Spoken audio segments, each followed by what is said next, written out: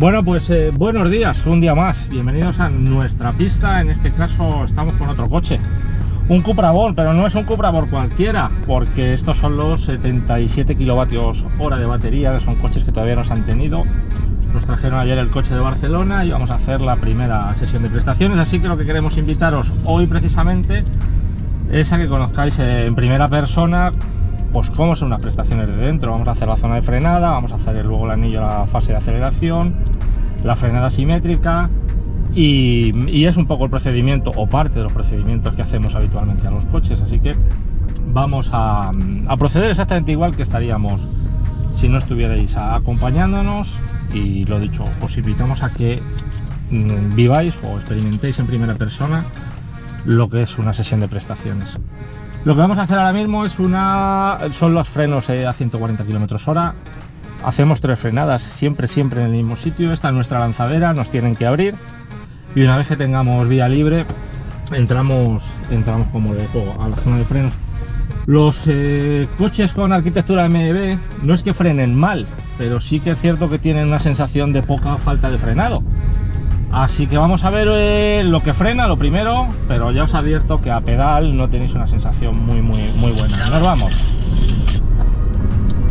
Gracias, César, voy para allá. Esta es nuestra lanzadera, cogemos velocidad. Tenemos que pasar por encima de 140 km/h, como es obvio. Ha habido mucho aire y está la pista fea, pero bueno. Una vez que estamos, activo mi test y freno.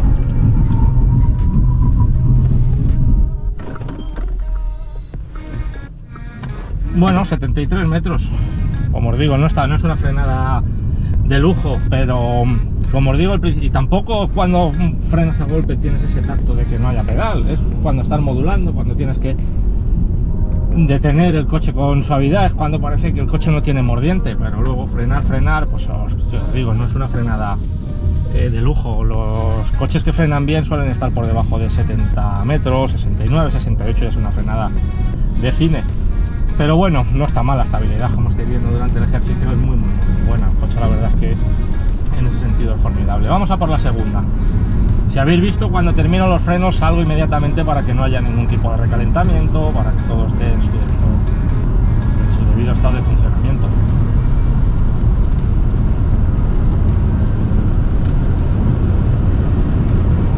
Activo el test y freno.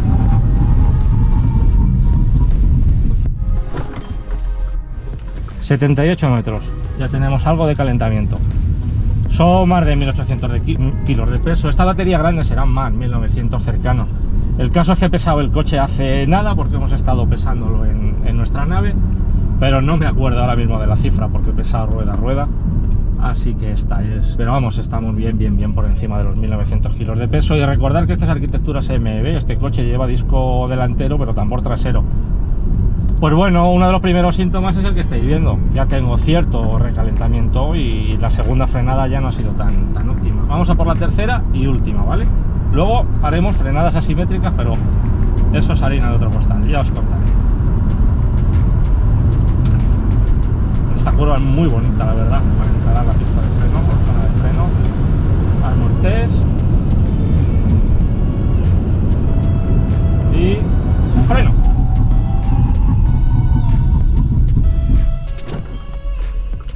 ...75 metros. Bueno, pues esto es un ejercicio de frenada, como os digo. Siempre que frenas, arrancas lo más rápido que puedas para que no se recalentan los frenos y que no haya ningún problema de que un disco se tuerza, una pastilla se quede pegada y ya refrigeras.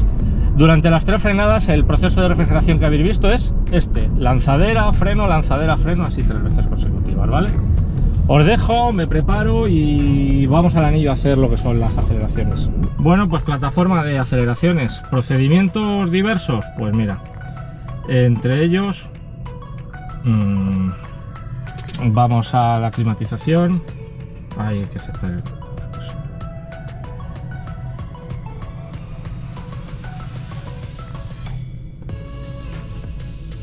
Quitamos la climatización y ponemos el modo más deportivo de todo. Siempre lo hacemos así. Seleccionamos nuestro test, el primer test que vamos a hacer es un 1000 metros y el procedimiento es, en este tipo de coches que no tienen un launch control como tal, pues retener el coche con el freno, acelerar y cubrir los 1000 primeros metros. No hay mucho misterio, más que, bueno, los coches que corren, pues cuando llegas a los 700-800 metros ya te mueves a velocidades bastante altas. En este caso estamos con un límite de velocidad a 160 km por hora, que es el que tiene el coche, que yo calculo que los irá cogiendo en torno a los 800-900 metros, así que estoy seguro que finalizaremos el 1000 metros ya en velocidad máxima. Vamos a por ellos, chicos. Test armado, nos vamos.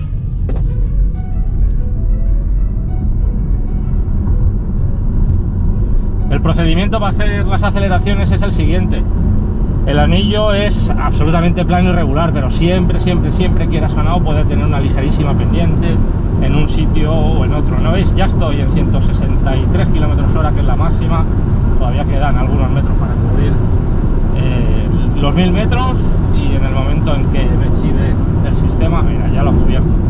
No os puedo decir ahora mismo la cifra porque me tendría que parar y meter en el test, pero ya la conoceréis, os aseguro que la conoceréis. Como os digo, el anillo es absolutamente plano, pero siempre dividimos dos aceleraciones por cada ejercicio, duplicamos por 2 para tener una simetría en tanto a la pista. En una zona de allí hacemos la primera y en el extremo opuesto hacemos la segunda. Así que vamos a por ella, ponemos el test de nuevo a cero y repetimos la aceleración.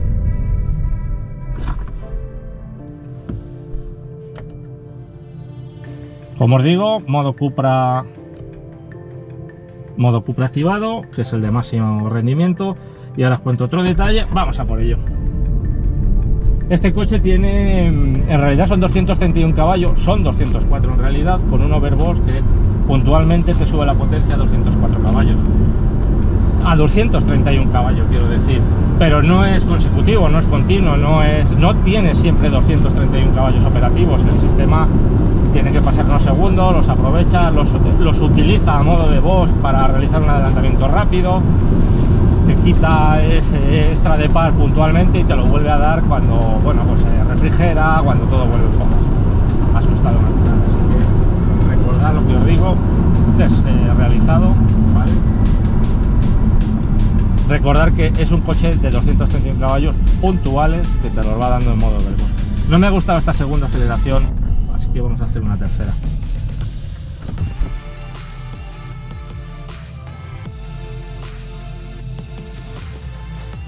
Desarmado, vámonos.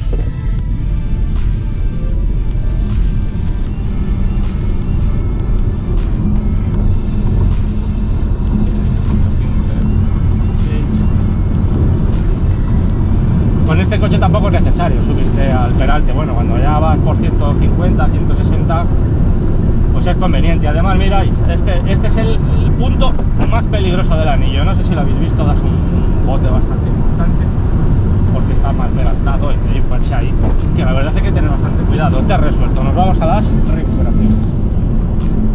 Aquí lo que hacemos son tres tipos de recuperaciones: un 20-120 en segunda, lo que sería equivalente en segunda en un coche manual, lo tenemos tipificado así los test, pero el adelantamiento como tal es un 20-120, un 60-120 y un 80-120 de diferentes puntos. Vemos la recuperación que tiene el coche, así que vamos a por ello. Adelantamiento en segunda, armo el test. Aquí ya no es una cuestión de aceleración, como os digo, sino de recuperación. Es más la utilización que haces del coche en la vida real. Y el test se arma a partir de 20 km por hora, ¿vale? Así que estamos primera. Recordad, esto es un 20-120.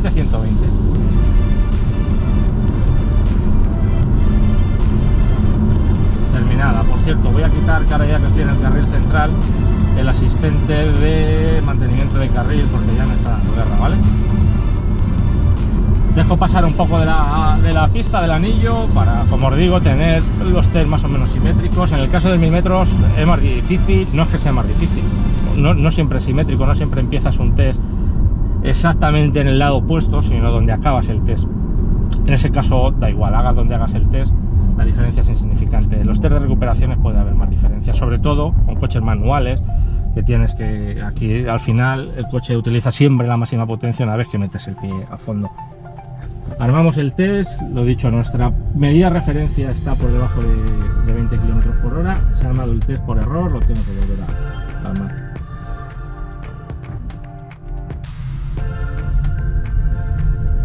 Y fondo.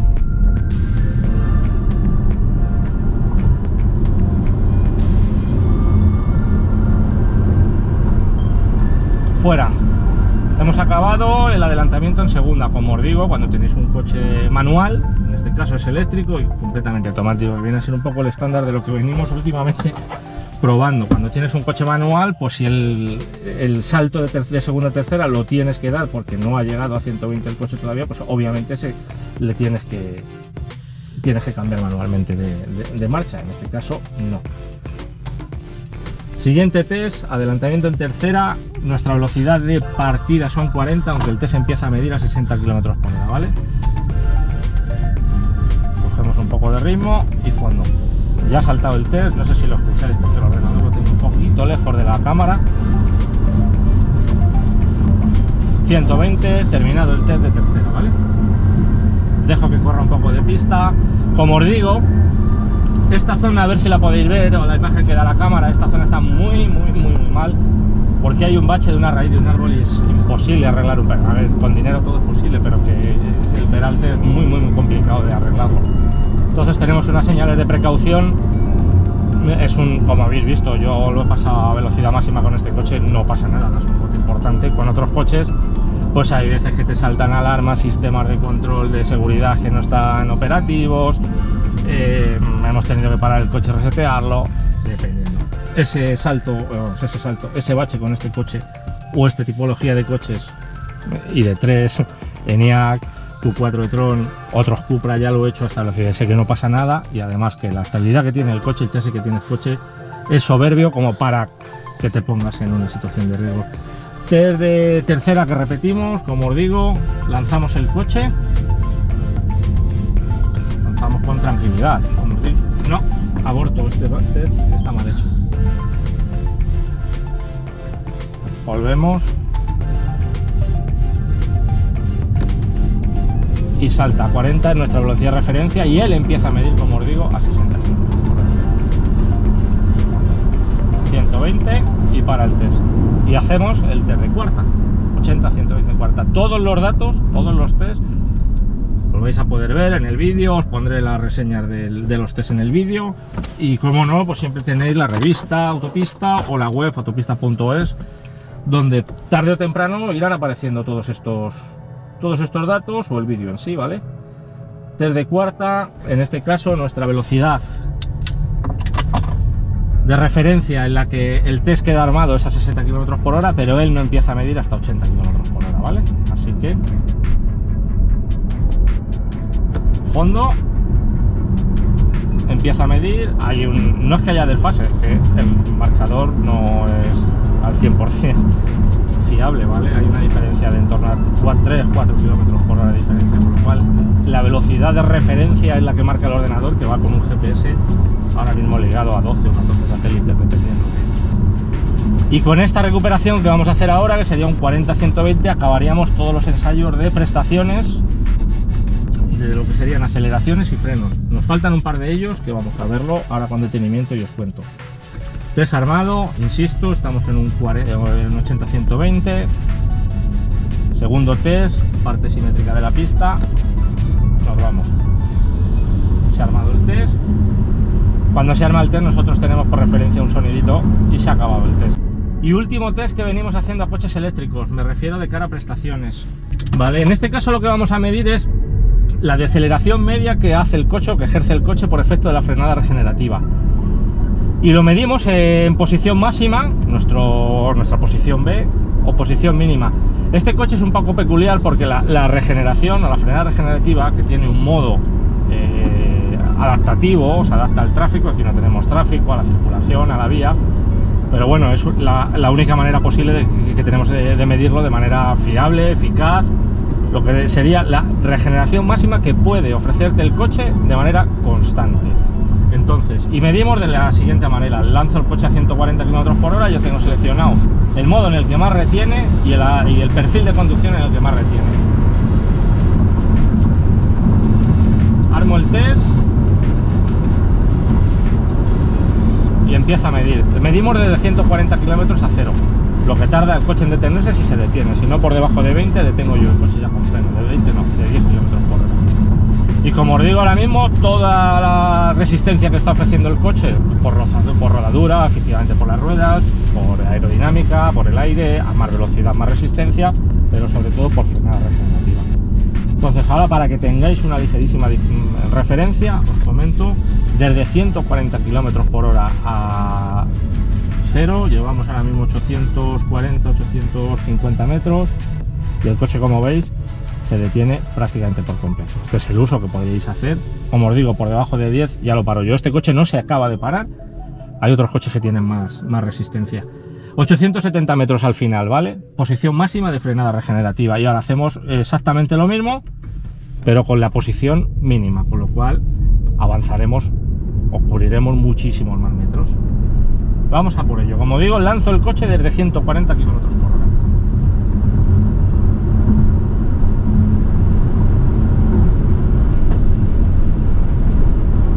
Habéis visto los baches, ¿no? Armo el test, levanto, empieza a medir el test. Como veis ahora, bueno, no lo veis, es difícil porque como no estés en el coche no lo puedes sentir. La resistencia teóricamente es menor. Hay muy poquita diferencia en estos coches de la versión o de del modo de mínima resistencia al modo de normal. Este coche no tiene levas, no puedes jugar con absolutamente nada que con esto, o sea, modo B o modo D.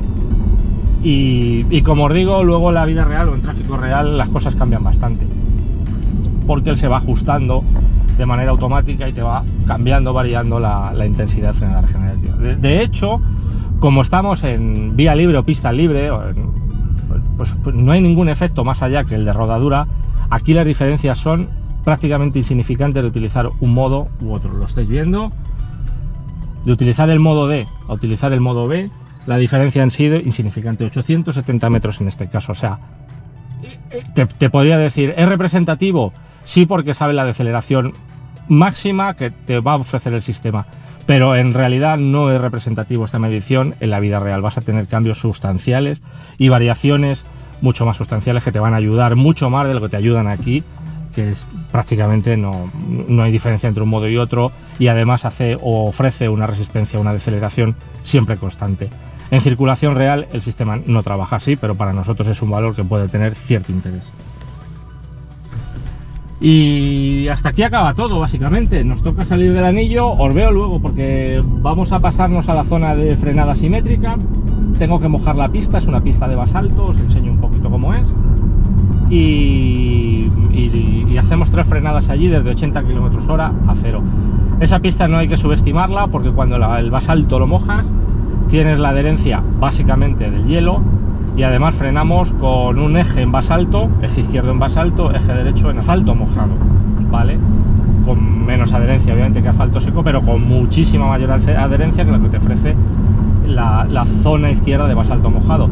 ¿Qué mides ahí? Bueno, pues más allá de la eficiencia de los frenos en sí, que ya la hemos medido en seco, pues cómo se comportan los diferentes controles de ayudas a la conducción, fundamentalmente cómo funciona el ABS, porque está trabajando de manera totalmente desigual, también el control de estabilidad, etcétera, etcétera, etcétera. Así que os dejo, salgo de la pista, nos vemos en la zona de frenada simétrica. Nos toca también medir la sonoridad del coche, que lo hacemos con un sonómetro hasta 160 km por hora. Me parece que eso es más aburrido para vosotros porque no es más que echar a rodar y apuntar un valor, con lo cual nos vamos a la zona más divertida, que es la frenada simétrica. Pues lo dicho, esto es todo por ahora. Nos vamos a la otra plataforma. Os he comentado 1000 veces, este es un sitio de trabajo. Me habéis comentado algunos, ¿por qué no utilizas casco?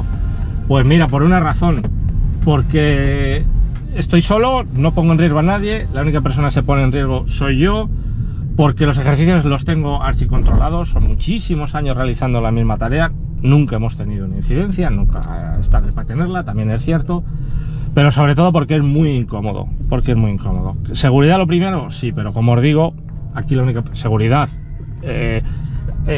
no realizamos ningún test que esté fuera de cordura, o sea, nunca nos exponemos a ningún riesgo de manera innecesaria. Que puede ocurrir algún percance, algún incidente, no te digo que no, Pero para mí en particular, tengo un compañero, por cierto, al que le deseo una pronta recuperación, porque está malito, que es Carlos Díaz, que es el mayor especialista que tenemos ahora mismo en la casa manejando el aparato, el Correvide, el centro técnico, haciendo pruebas especiales. Está malito. A él le gusta más ponerse el casco, a mí particularmente no. No pongo, como insisto, no pongo en riesgo absolutamente a nadie, salvo a mí. Mirad, como os digo, voy a enseñar primero la pista de basalto, como es. Tenemos los aspersores puestos, pues están mojando, los tengo que dejar siempre un poquito puestos para que me mojen el asfalto, lo que sería el asfalto convencional. El resto, como os digo, es basalto. Si está seco puedes andar fácilmente por él sin ninguna dificultad. Si está mojado te recomiendo que no lo hagas porque tiene un coeficiente de adherencia pues equivalente al hielo y corre riesgo, la verdad, porque está muy resbaladizo. Aquí es donde hacemos un test de, como os he dicho, frenada asimétrica, medio eje el eje izquierdo por la zona de basalto, eje derecho por la zona de asfalto húmedo. Y la velocidad de entrada, la velocidad en la que el test empieza a medir son 80 km por hora, lo que pasa es que la referencia del test tienes que pasar o entrar a una velocidad ligeramente superior. Vamos a ello, vamos a la lanzadera, cogemos velocidad y encaramos el test. Igual lo hacemos en el modo también más deportivo, el más prestacional, el que se supone que teóricamente pues nos ofrece mejores prestaciones. Como os digo, es en estas situaciones en las que no te vas a frenar de golpe, sino vas a decelerar, detenerte, es en la que tienes esa sensación de que a este coche le falta mordiente de pedal. Como os digo, no frena mal, pero pues la verdad es que está ya superadísimo que un coche pueda tener un tacto de pedal. Me acabo de bajar de un BMW, todos los eléctricos suelen tener algo peculiar en el pedal, pero me acabo de bajar de un BMW i3 y la verdad es que es un BMW i4, y la verdad es que es una verdadera maravilla el tacto que tiene, equivalente a un coche convencional, a una frenada hidráulica convencional. Y todos estos coches ya sabéis que tenían ese primer recorrido de frenada puramente eléctrica antes de que actives o entres en la zona de freno hidráulico. Vamos a ello. Lanzamos, armamos el test y frenamos.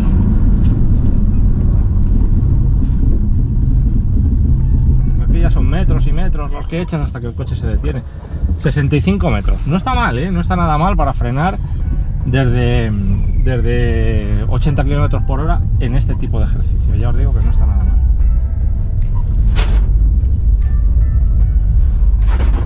Habéis visto, esta pista es súper adelante. Tengo puesto los controles de estabilidad y tracción, por eso el coche no derrapa tanto como debería hacerlo, pero porque el ejercicio lo hacemos así, con todos los asistentes puestos.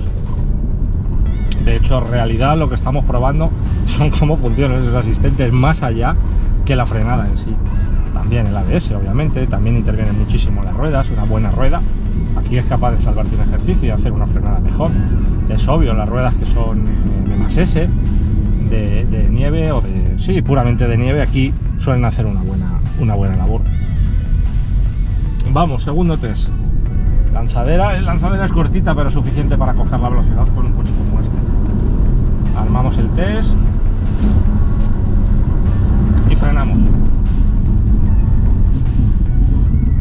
A ver, las correcciones, siempre hay que hacer unas poquitas de correcciones. No muchas, no es el coche que menos correcciones haya que hacer, pero bueno, tampoco son significantes. Y tercer test que vamos a terminar en nada. Aquí tampoco hace falta refrigerar el freno para nada. La frenada no es muy intensa. En realidad estás haciendo, no es como la que hacemos en seco desde 140 km por hora, que tampoco es que le demos mucha tregua al coche para refrigerarlos, a propósito, para ver un poco cómo resisten y cómo aguantan. Aquí no es una característica que pueda ser determinante. Aquí los frenos no se van a calentar en ningún momento. Tercer test. Entramos y frenamos. Mirad, en este caso alguna corrección más, pero vamos, tampoco nada del otro mundo. 70 metros no es la mejor frenada respecto a la primera. El coche, o al menos si os fijáis, la pista tiene cierta inclinación, tiene cierta inclinación positiva, para entendernos. pero como todos los coches se miden en la misma situación, todos son equivalentes y todas las mediciones son comparables entre un coche y otro. Y aquí terminamos. Esto es el final de nuestro test de pruebas, de ensayos, de mediciones. Parte de ellos, hay cosas que no veis. Desde aquí en próximos días iremos a zonas de cargas. Ahora vamos a trabajar, como os digo, la parte de sonoridad. No os la quiero enseñar porque es la más aburrida, porque no es más que rodar a 80, 100, 120, 140 y 160 km por hora de manera constante, con el sonómetro en la mano y apuntar ese valor. Por eso os digo que es un test demasiado aburrido. Y lo que toca, como os digo, es trabajar a partir de ahora. En el anillo también hacemos velocidades constantes. En carretera hacemos un recorrido que nosotros denominamos el de consumo, estoy hablando, el recorrido mínimo en circulación, es decir, lo que te va a gastar el coche eléctrico, en este caso eléctrico. Si utilizas el coche en el día a día, en periferia, ese recorrido que habitualmente haces de tu casa a trabajo, trabajo-casa, el uso cotidiano que puedes hacer del coche siempre y cuando lo conduzca de la manera más eficiente posible. Y ese es el consumo que nosotros denominamos mínimo en circulación. Sacamos también uno de ciudad y con todos esos valores, que son muchísimos, hacemos la media. Y luego la fase de carga, de la que también te hablaremos. Hacemos una carga en Ionity a cargador súper rápido, con mucha más potencia de la que admite este coche. Y hacemos también una carga de 50 kilovatios en cargadores de 50 kilovatios, donde mayoritariamente la gente carga en uso, porque las redes de máxima potencia tampoco están muy difundidas, así que lo normal en tu día a día cuando salgas a carretera es que vayas a cargar en un cargador de 50. Así que todos esos resultados te los iremos contando, como os digo, a través de este vídeo, a través de la revista Autopista, a través de la web autopista.es. Ha sido un placer compartir esta sesión con todos vosotros. Nos vemos, chao.